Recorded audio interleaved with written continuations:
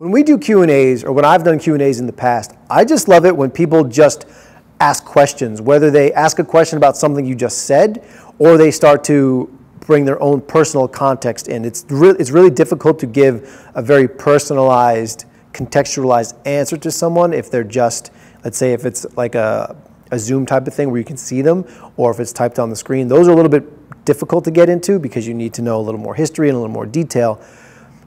But I do want to see people ask what I like to call the nuts and bolts. What are some of the factual things? Like, what does the keto diet mean? Not what does it do, what does it mean? You know, is X food a good source of protein? Like, those things are very easy to answer, and you can give a very concise answer that someone who doesn't have any experience with nutrition can hopefully understand.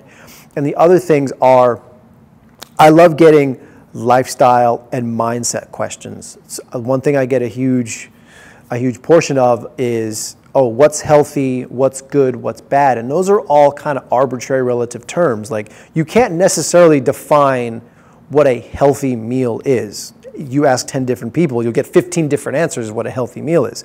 So it always comes down to context. So the more that people can ask me very specific questions about their context, I can give a little bit more generalized answer about what context means to them, and then they can start to make the decisions on their own. And once they kind of reframe their thought process, then they can come back to me with maybe a better question that better fits their context in a less generalized kind of format.